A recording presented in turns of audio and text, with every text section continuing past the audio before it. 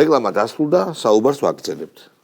მე არა რა თქვეს იცი ბარემ რაღან დავიწყო მე მგონი იყო საინფორმაციო საშუალებებზე და ის მამიკოს ბუშტი როა მის მოვისმინე კუბაზას ბიჭის კომენტარი იცი რა არისო ეგო აი არჩევნები რო ჩატარდება ჩვენთანო და დემოკრატიული ხელისუფლება რომ მოვა მაშინ აკაზრიო ხო მაშინ ანუ ნაციონალური მოძრაობა ანუ დემოკრატიული ხელისუფლება რომ მოვა თურმე მაშინ ქონია აზრი რაღაცა გამჭვირვალეობასთან დაკავშირებით კანონებს.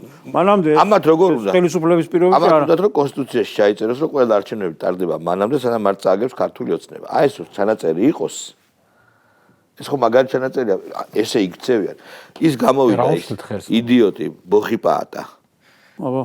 ოიც ბოხიპაატა და თქვა რომ არავით არისო, ჯერ ხო იმას მიაღწიეს არჩევნებს. ეს ხო გარანტირებულია. რუსიბანი.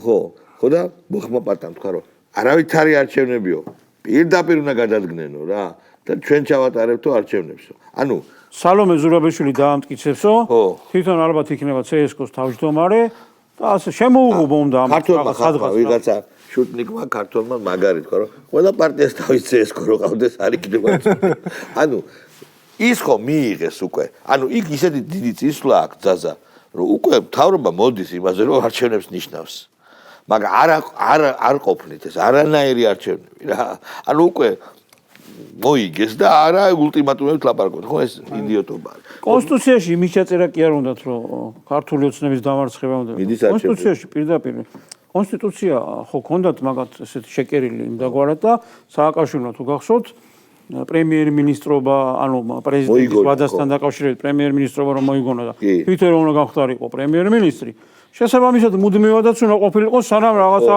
გარკვეულ ასაკამდე არ მიაღწევდა და ეს დაგეგმილიც იყო კი და მაგათ მე მგონი იმის ჩაწერა უფრო უნდათ რომ სულ ჩვენ რომ უნდა ვიყოთ ხელისუფლებაში მაგას ვერ გარისკავენ ქართული ოცნების წაგებამდე მაინც რისკია ხო შესაბამისად კი ბატონო შესაბამისად ჩვენ გვაქვს ძალიან უცნაური სურათი სოფლიოში არის ქაოსი მეგობრებო ამ deep state-ის და ამ გლობალისტების დამარცხება იქ ინგლისია იქ მონარქიული ინტერესებია არ არის ეგრე მარტივად რა მაგრამ ამ გიურზას შხამი აქვს დაცლილი იყო ბევრი დაპირება რომ ორბანს აუგზავნდნენ მაგალითად ხმის უფლებას წაართმევდნენ ფულს გაუჩერებდნენ გახსოვთ ეს დაპირებები მამლაყინცა მაკრონი იძახდა რომ ჯარს გავგზავნიო ინგლისი იძახდა რომ ჯარს გავგზავნიო ეხლა ეს ყველაფერი ნელ-ნელა ჩერდება ეს ლაპარაკები და მიყვებიან ტრამპის გზას. მაგას ქვია რეალობაში დაბრუნება.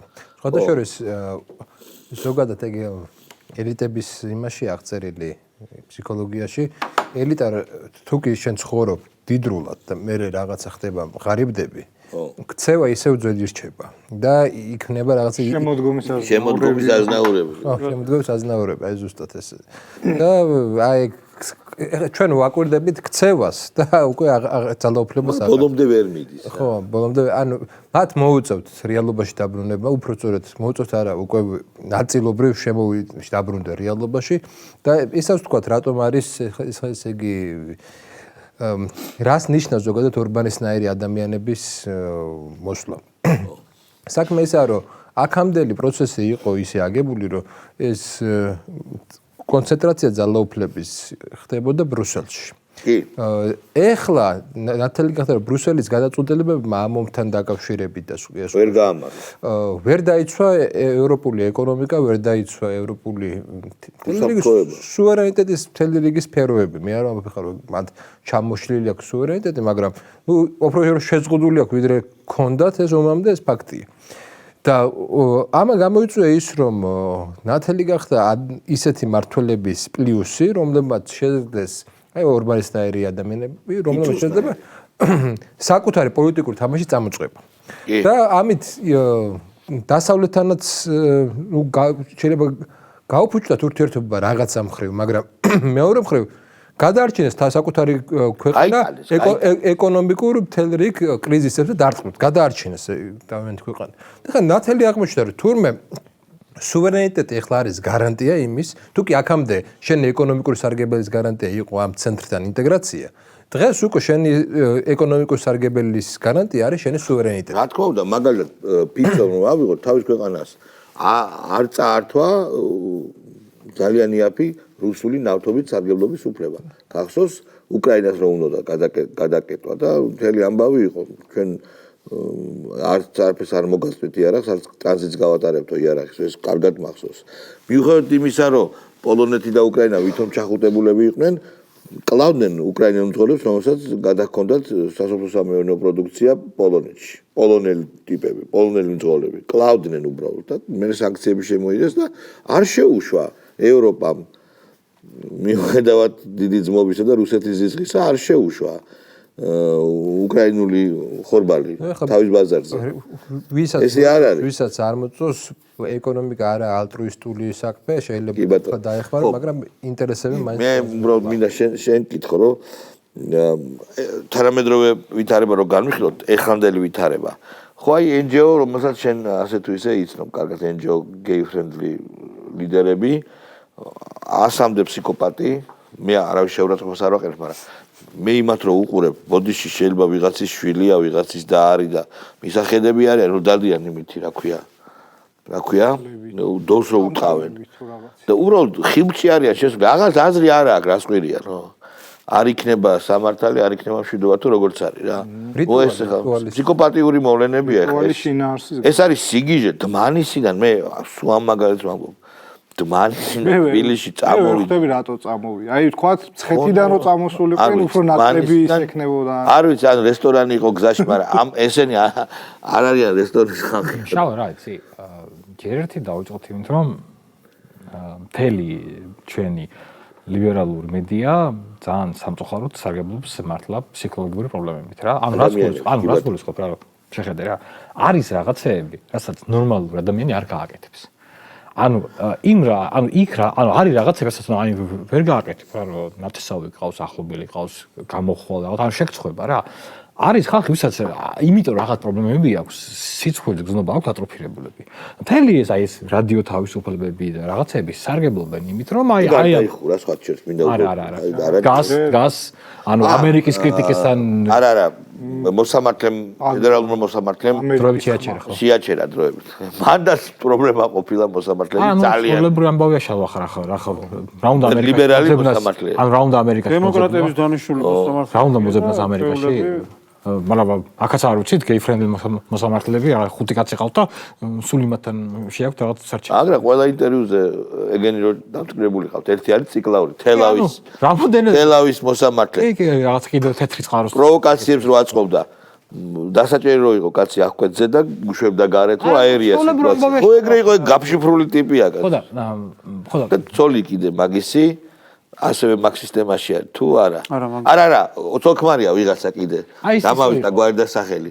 ორივე უბედურები, რომელიღაც ისა უბედური ოჯახი. საარჩევნოდ. კი, საარჩევნოდ აკივარი რო დაუკმაყოფილა, გაჟონილიაო და მაგის მეუღლე კიდე. ასევე ამბავია რა, აქტივისტი, კი. ხალხი მოვლენაა მეუღლე. არის, ხო, სწორად მაგას. ოჯახი საერთოდ. ხო, მაგარია. ხო და მე რას შავა და ანუ მედია ამ ხალხს იყენებს რა, სერიოზულად რა, იმიტომ რომ მას აჩვენებენ და თან ცუდი რა არის, მოდი ვაღიარებთ, რომ სამწუხაროდ რაღაც კატეგორიისთვის, იმიტომ რომ ჩვენ მარტო ერთადერთი საშუალება, აი ენდი ვორჰოლი რა, დიდების 15 წუთი, მარტო ეგაა, რომ აი გამოხვიდე დმანისიდან წამოხვიდე თბილისში ყვირილით რაღაცა 30 კაცი. შავა, ანუ ხვდები რა, იმ ადამიანისთვის შეიძლება რომელიც ანუ არ არეალიზებული და თავისუფლად არ არეალიზებულად, მართლა ეს არის ერთადერთი მოვლენა, მაგრამ მე აქ მეორე ამას ვამბობ რა, ხა მე მაგალითად მიხარია, იმიტომ რომ მე მყავს მეგობრები, რომ მსგავსი სიგიჟე რო გავაკეთე, ჩემი მეგობრები მეტყვი ნიკუშ ხო, უფრო მძიმე ფორმებში, იმიტომ რომ ხო, ანუ ქართული ტრადიციის და კულტურის და მეგობრობის თავარი მუღამი ეგ არის, რომ როცა აკეთებ. ხო და აი ეს კითხვა უნდა გითხრა, რომ სიდებილის შენთან გადმოვიდე, რომ როგორ შეიძლება ქართულ ოცნებას არ ქონდეს საკრიტიკებელი და ნაკლი, როგორ შეიძლება, შეუძლებელია. არ არსებობს ბუნებაში ხელისუფლება, არც ყოფილი არ არის. რომ ასეთი უხეირო კრიტიკით მაინც ხმები აიღეს, ეს ნიშნავს, რომ აქვთ რა მოღვაწეობის ველი. ადამიანი, აი არ ვიცი, აი შემამაცხონებულო. ყავს უკმაყოფილო ხალხი, საზოგადოება არის ესეთი. და ყველა არ არის ნაცი, მაგრამ ბავშვები ის ნაცებიც არიან. ბიჭო, რაღაცა ცოტა ნორმალურად მოიქეცი, რაღაცა თქვი, რაღაც სიგიჟეებს მოაკეთე. გაჟონა და რაღაცა. გაჟონა. სად არის გაჟონა? ეს ხელისუფლება იზოლაციაშია. სიგიჟე შენ მოიგონებ რაღაც სიგიჟეებს. და იმ სიგიჟეებით მე შენ გინდა და უბრალოდ დებილები ხო არა ვარ, ჩვენ ტელევიზიები ვართ რა უკაცრავად. და შეგვიძლია სიმართლის თქმა და მიტანა ადამიანებთან რა არის ოპოზიციონერებმა იმიტომ იცეს რომ შესულიყო პარლამენტში და ემუშავა. აი მაგალითად 16 ქვეყანაშიო ისაო გაუქმდა. ტუნისიდან და იმიდან გააუქმაო სავიზოო და 9 საათიანი ტყუილი. ეს რა არის? რაშია? თვითონ არ იგონებენ ამ ყველაფერს საქმეც მაგაშია. ანუ თვითონ რა თქმა უნდა ხელს უწყობენ, მაგრამ ეს ხო გაწერილია ყველაფერი მაგალითად ხელისუფლებას როგორ უნდა ავნონ, ანუ ეს ყველაფერი ხო გადატრიალება რომ უნდა მოახდინონ, ხო? ძალიან ეს ყველაფერი არის გაწერილი. თუნდაც ეხლა მაგალითად ქვეყანა რო იზოლაციაში უნდა იყოს მოქცეული, ამაში ეხმარებიან ის თავისი დამფინანსებლები, მაგრამ 200-ზე აღარ არის, ხო?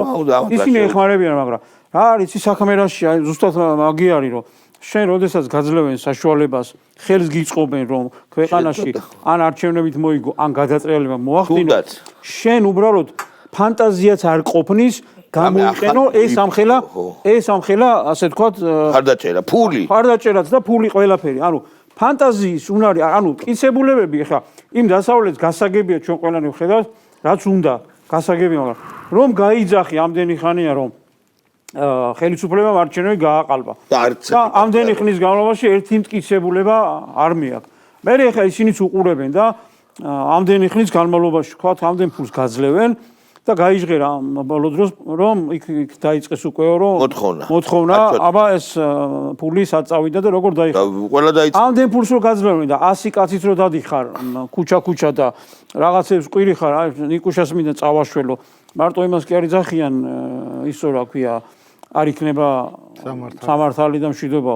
იქ რომ მოусმენ საინტერესო რამებს იძახიან, მაგალითად თავისუფლება და მხარდაჭერა ქვიარებს. აუცილებლად ყვირიან. ხალხი ამას უკვე როგორ არის ის რაღაცა აღარ აინტერესებს, მაგრამ ეხა იმათ ტვინებში ჩაიხედეთ, ანუ რასაც ყვირიან, ეს რას ნიშნავს, იცი რომ დაფინანსებულები რო არიან სხვადასხვა მიმართულებით და რეკლამასავის რო უნდა გამოაცხადო რა, ეხა იქ აცხადებენ, რო არ იწყვიან ქვიარებსო. რო არ იწყვიან, მაგალითად ჩემი კანტორის ხალხი მოდის და კარგად დაუკარითო. მოდის დაუშვათ LGBT ფონდი აძლევს ამათ გადატრიალებას და იქ რა თქმა უნდა LGBT უნდა ჩაართო. მოდის ვიღაცა ანუ ეს კომერციალიზებული ანუ ხო და ეხა ეგ არის რა. უყურეთ ეს ყველაფერი გასაგებია, მაგრამ ხა საზოგადოებამ ხო ეს ამ ყველაფერს ხო ხედავს.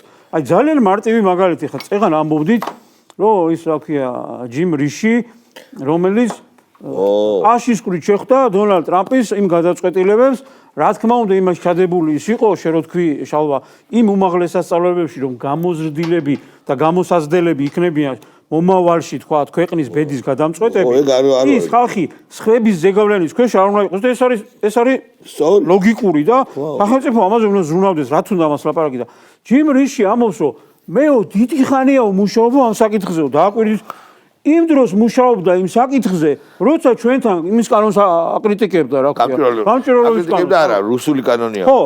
როგორც კიდე ისე დავარქვა. ანუ კრიტიკა არ არის, არის დაბრალი. თავის ქვეყანაში მუშაობდა გამჭვირვალეობის კანონზე და ამ დროს რაღაცა საღამოს რომ მორჩებოდა მუშაობას, მე გამოდგებოდა და საქართველოს ლაპარაკობდა. ეს არის რაღაცა მეორე ხარისხოვანი. ხო, ანუ ზუსტად მაგის თქმა მინდა რომ საზოგადოება უნდა მიხვდეს რომ იმისთვის და მაგნაირი ხალხისთვის მეორე ხარისხოვანიც არა ვართ, რა მეორე ხარისხოვანი, მეასე ხარისხოვანიც არა ვართ. ანუ ის ხალხი მოქმედებს თავისი ქვეყნის ინტერესებიდან გამომდინარე.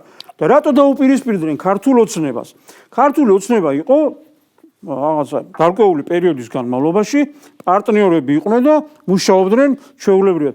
როგორც კი საკითხი დადგა ჩინეთის და რუსეთის ინტერესებთან დაკავშირებით და მათი სურვილი იყო რომ ხიჭვი ყოფილიყო. რა თქმა უნდა ჩვენ რუსეთთან უნდა რაღაცა ახალი მასალა გავხდარიყავი და ჩინეთისთვის პრობლემები შეგვიქმნა და როდესაც ქართულმა ოცნებამ ხელისუფლებამ აირჩია ქვეყნის ინტერესები და არა სხვისი ინტერესები, ამ დროს უკვე გავხდით მიუღებლები და გადავედით უკვე რუსულ პლატფორმაზე და ყველაზე საინტერესო იმასაც რომ ვერ ფიქრობენ წეღა რომ ჩვენ თქვით რომ აი მაგალითად უნარი რო არ აქვს იმისი, თუ გახსოვთ ეკა გიგაური რო ყავდათ ჩაყვანილი კონგრესში. ო, მოსმენაზე რომ ბრძანდებოდა და რაღაცა რუსულ ორბიტაზე გადავიდა ჩვენი ხელისუფლება და მათ შორის რიში იყო მე მგონი თუ ის მეორე რო ყავს შახინი რაში გამოიხატებაო რუსულ ორბიტაზე გადასვლაო და პასუხი იყო ესეთი რომ დასავლეთის ლანძღვაშიო ანუ თუ დასავლეთს ლანძღავ ესე იგი ვარ რუსულ ორბიტაზე ეს არის ამათი მაქსიმალური შესაძლებლობები ანუ მეტი უნარი მეტი არა აქვს რა მეტი არ აქვს და როგორ წარმოგიდგენიათ ახლა ამ უნარო უსამშობლო უტიფარი უზე რაც იწყება მოკლედ ყველაფერი ამ ხალხს რანაირად შეიძლება რომ ისინი დარწმუნებულები არ იყვნენ რომ ისინი იმათ უნდა მართონ ჩვენც უნდა დავწმუნდეთ იმაში რომ ეს ხალხი სხვები დღესაც მართავენ და ხვალეც იმათ უნდა მართონ და აღარ უნდა გქონდეს ახლა პრეტენზია მაშინ თუ დამოუკიდებლობაზე ლაპარაკობ რაღაცა ქვეყანაზე მაშინ იმასაც უნდა ფიქრობდე რომ ეს ხალხი ამ ქვეყანას არ გამოადგება და აღუპავს და დაგვაქცევს დიახ მეგობრებო ესეა ნამდვილად დასასრულ უბრალოდ მინდა რეზუმეს სახით თქვა რომ სამყარო ენტროპია იზრდება ქაოსია აი ახლა ინდოეთმა და პაკისტანმა დააყარეს არა წყიბზეა რა არ ვიცი შეიძლება გადავრჩეთ ომს მაგრამ ორივე ბირთვული სახელმწიფოა სხვათა შორის რა ხო და იქ ესე აღმოცენდა ეს ამბავი მანდაც ინგლისელების ამბავი იქნება დარწმუნებული ვარ მაგრამ ეს იქით იყოს ხო ეხლა რაც ხდება თურქეთში დაალაგდა მე მგონი არ ემუქრება საფრთხე არც ემუქრებოდა ერდოგანს ხო სერბეთში ჩაცხრა ამბები რაღაცა სადღაც ჩაცხრება სადღაც ისევ წამოიწყეს ეხლა სლოვაკეთში დაიწყება არასამთავრობოების წინააღმდეგ ზუსტად იგივე პროცესები დაიწყო ზუსტად იგივე დაიწყო ხელისუფლება რაც საქართველოში ხდებოდა და თავისთავად ცხადია იქაც გაიბრძოლებენ და ერთი რაღაცას დავამატებ როდესაც ტრამპმა შედარება უნდა მოახდინო რაღაცა ერთი ხელი და რომ იმართებიან ეს კარგი მაგალითი ტრამპმა როდესაც გამოაცხადა აი ამ დაფინანსების შეზღუდვებთან დაკავშირებით და ასევე არჩევნებში ჩარევაზე რო გამოცა ზანებულება როგორი კომენტარი გააკეთეს მოწინააღმდეგე მხარე დემოკრატებმა აბა თუ ვინმე გამოიცნობს ეს არის ტრამპის მხრიდან ჩარევა ამერიკულ დემოკრატიაზე. პუტინის დაკვეთა არის არ უთქვა.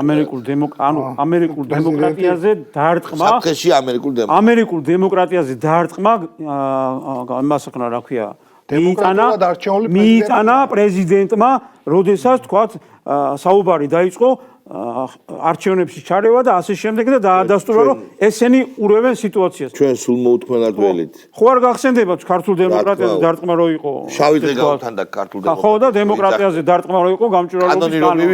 ზუსტად ერთ-ერთი ამერიკაშიც ეგრეა, საქართველოშიც ეგრეა და ევროპაშიც ეგრეა რა. ჩვენ სულ მოუთმენად ველოდებით რომ ომი დასრულდეს უკრაინაში. ბევრ რამეს გადაწყვეტს, ბიძნევანშვილიც ამას ამბობდა რომ ეს არის მნიშვნელოვანი თარიღი ომის დასრულებასაც. რომლის მერე ბევრი რამ შეიცვლება ეს უნდა მორჩეს მაგრამ როგორც ხედავთ აგერ კიდევ ერთხელ ვამბობ ძალიან მაღალჩინოსანი გენშტაბის რუსული გენშტაბის მოკლეს უკრაინელებმა რაც ძალიან დიდი პრობლემაა იმიტომ რომ როცა მშვიდობაზე ლაპარაკობ ჩამოსული ამერიკელი წარმომადგენელი ტრამპის ხო და ესე ტერაქტი იმ მომენტში ხდება ანუ ეს გზავნილია პირდაპირ ხეს მაგრამ ერთი გზავნილიც გააკეთეს თუ გახსოვთ თავიდან რომ დაიწყო მოლაპარაკებები მშვიდობასთან დაკავშირებით ტრამპმა არა დაარტყეს უკრაინელებმა არ ვიცი კურსკში იყო მე მგონი თუ რომელიღაცა რუსულ რეგიონს დაარტყეს რაკეტებით კი ბატონო ნუ იმედი მაქვს რომ ყველაფერი კარგად იქნება ჩვენ შაბათამდე გემშვიდობებით მეგობრებო ჩვენ ვართ შვიდად ხნეთ ყველაფერი მიდის კარგად ომი აქ არ მოხდება ამაში ვართ დარწმუნებული თანამედროვე სამყაროში ეს არის ყველაზე მნიშვნელოვანი რამ და მერე წინ იბერია გავწყინდება. ნახვამდის.